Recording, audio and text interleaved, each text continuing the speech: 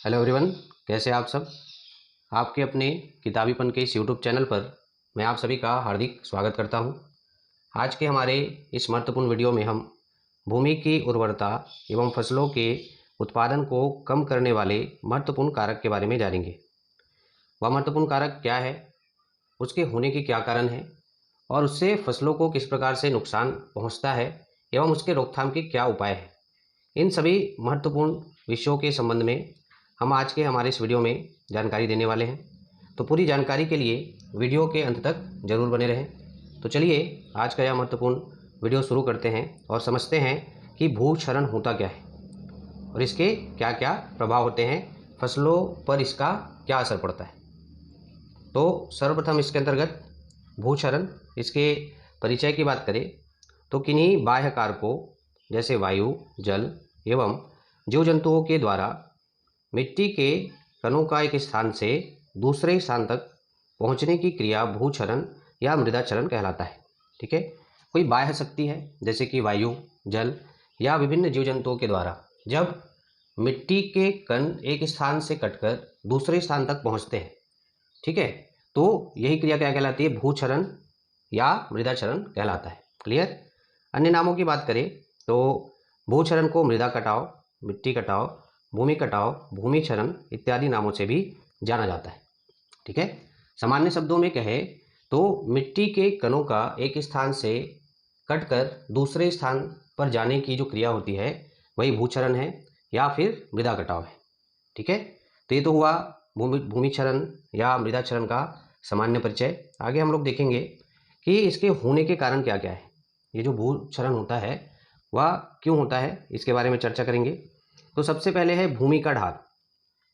ठीक है, यदि हमारी भूमि का ढाल तीव्र है, ठीक है, या तेज है, मान लीजिए ये कोई भूमि है, इसका ढाल इस तरीके से है, ठीक है, तो यहाँ पर जब तेज वायु चलेगी और मान लीजिए भूमि जो है सूखा है, ठीक है, वहाँ पे हमने अभी कोई फसल नहीं लगाई हुई है, तो क्या होगा, तेज हवा चलने के कारण से क्या होगा, मिट्टी के जो कण यहाँ पे होंगे, यहाँ पे मिट्टी के जो कण होंगे वे इस तेज हवा के साथ में क्या हो जाएंगे, उड़कर दूसरे स्थान पर जाने लगेंगे।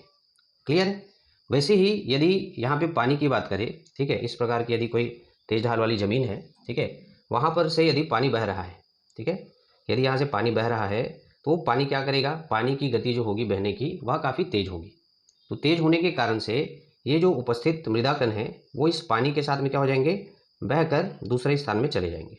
क्लियर है। तो इस तरीके से भूमि का ढाल यदि तेज है तो मिट्टी के कण वहाँ से अलग होके या कट के दूसरे स्थान तक पहुँच जाते हैं। क्लियर है।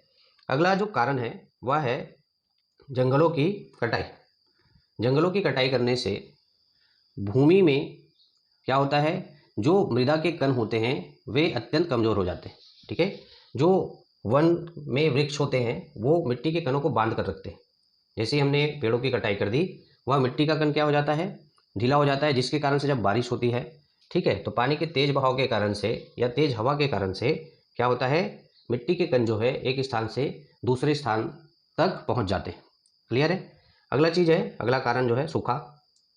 मान लीजिए किसी स्थान पर सूखा पड़ता है, ठीक है, या हमने अपने खेत को खाली छोड़ दिया है, ठीक है, गर्मी के मौसम में हम उसमें कोई फसल नहीं लगा रहे, तो सूखे के कारण से क्या होता है, मिट्टी में नमी की कमी होती है और जब गर्मी के दिनों में तेज हवाएं या तेज गर्म हवाएं चलती है तो मिट्टी के कण जो है उड़कर दूसरे स्थान पर पहुंच जाते हैं। तो ये भी एक कारण है। भूमि वनस्पति। भूमि वनस्पति कहने का मतलब है भूमि में जो घास खरपतवार उगे रहते हैं, ठीक है, वो मिट्टी को बांध कर रखते हैं। ठीक है, तो अत्यधिक चराई के कारण से या अत्यधिक मानवीय क्रियाओं के कारण से क्या होता है, भूमि की जो वनस्पति है या जो घास है वहाँ से उखड़ जाती है। ठीक है, वनस्पति या घासों के उखड़ने के कारण से तेज हवा या तेज पानी के बहाव के कारण वहाँ की जो मिट्टी है वो कटकर बह जाती है। ठीक है, तो ये भी एक कारण है। क्लियर। अब जो अगला कारण है वह है अनियमित जुताई। ठीक है, यदि हम जुताई की क्रिया सही तरीके से ना करें तो क्या होता है, मिट्टी के जो कण होते हैं ढीले हो जाते हैं और पानी या हवा के साथ में बहकर वो दूसरी जगह पे चले जाते हैं। अगला जो कारण है वह है मिट्टी का प्रकार। ठीक है, यह एक बहुत बड़ा कारण है जो कि मिट्टी के कटाव को प्रभावित करता है। ठीक है, अब मिट्टी का प्रकार, मिट्टी किस प्रकार की है, रेतीली मिट्टी है, चिकनी मिट्टी है, दोमट मिट्टी है, किस प्रकार की मिट्टी है वह भी इस पर निर्भर करता है। यदि रेतीली मिट्टी होगी तो क्या होगा, मिट्टी का कटाव जो है ज़्यादा होगा। वहीं यदि दोमट या चिकनी मिट्टी है तो मिट्टी का कटाव जो है अपेक्षाकृत क्या होगा, कम होगा। क्लियर है, इतना समझ में आया। उसके बाद हवा की गति। ठीक है, तो जैसे कि मैंने कहा कि मिट्टी के कण जो है या तो वायु के माध्यम से कटेगा, हवा के माध्यम से कटेगा, या फिर पानी के तेज बहाव के कारण से कटेगा। ठीक है, तो हवा की गति यदि तीव्र है तो जितना ज़्यादा हवा का गति जो है तेज होगा उतनी ही संभावना होगी मिट्टी के कणों के उड़कर दूसरे स्थान में पहुंचने की। ठीक है, तो ये हवा की गति भी एक कारण है।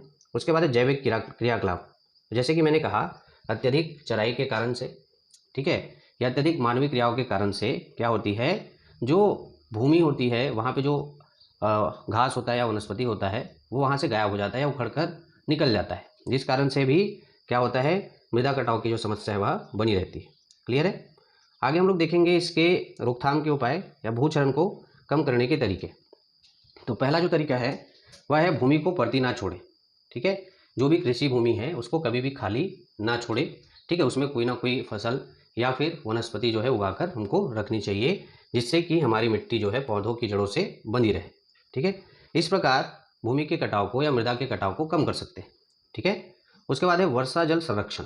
ठीक है, वर्षा जल का संरक्षण करें। जैसे कि कहीं पे खाली ज़मीन है, ठीक है, वहाँ से यदि ऊपरी भाग से कहीं से पानी बहते हुए आ रहा है नालियों से, तो वहाँ पे बांध या तालाब या डबरी बनाकर उस जल का संरक्षण किया जा सकता है, जिससे कि पानी की गति कम हो सकती है और मिट्टी का कटाव रुक सकता है। ठीक है, अगला है उचित मेड़बंदी। बारिश के पहले जितने भी खेत है, ठीक है, उसको अच्छी तरीके से चेक करके उसके चारों तरफ जहाँ पे भी मेड़ टूटा फूटा हो उसका रिपेयरिंग कर ले। ठीक है, तो इस प्रकार खेतों में होने वाली मिट्टी कटाव को कम किया जा सकता है। अगला है भूमि समतलीकरण। ठीक है, भूमि समतलीकरण कहने का मतलब है कि भूमि का प्रत्येक ढाल जो है या प्रत्येक इकाई का जो ढाल है एक समान होगा। ठीक है, मतलब मैंने अभी कुछ देर पहले आपको बताया था, ये मान लीजिए भूमि है, ठीक है, इसका ढाल क्या है, तेज है, इधर जा रहा है ढाल, नीचे की ओर जा रहा है। ठीक है, तो यहाँ पे यदि पानी गिरता है या तेज हवा चलता है तो मिट्टी के कणों की कटने की संभावना ज़्यादा रहती है।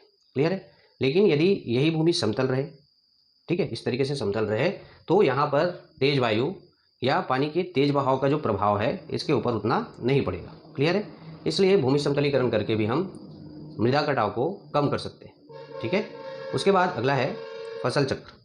विभिन्न फसल चक्रों को अपनाकर हम होने वाली मिट्टी कटाव या मृदा कटाव को कम कर सकते हैं। ठीक है, फसल चक्र क्या होता है, तो एक दिए गए समय में या एक साल में जमीन के एक टुकड़े पर या खेत पर फसलों को बदल बदल कर बोना ही फसल चक्र कहलाता है। ठीक है, तो इसके माध्यम से भी हम मृदा कटाव को कम कर सकते हैं। अगला है जीवांश पदार्थ या कार्बनिक पदार्थ को भूमि में मिलाना।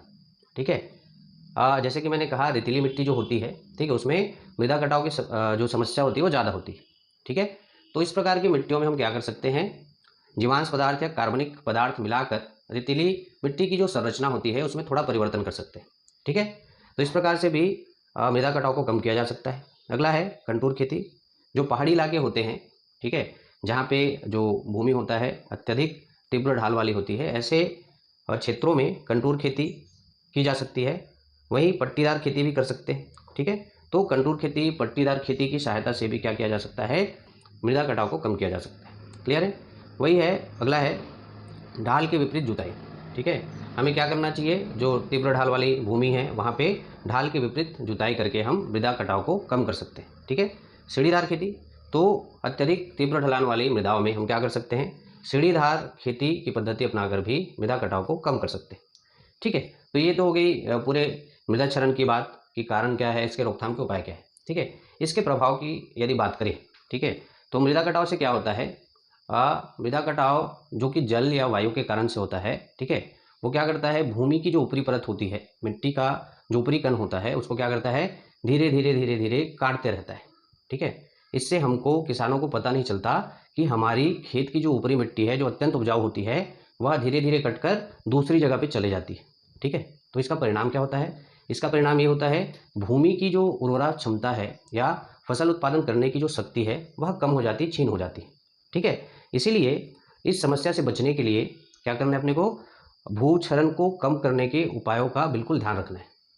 ठीक है, समस्त जो तरीके हैं जिससे कि मृदा कटाव कम हो सके, ठीक है, उन सभी तरीकों को ध्यान में रखकर ही हमको क्या करना है, खेती करना है, जिससे कि हमारी खेत की जो उपजाऊ मिट्टी है वह बहकर या उड़कर दूसरे स्थान पर ना जा सके और हमारी खेत की जो उत्पादन क्षमता है वह नियत बनी रहे।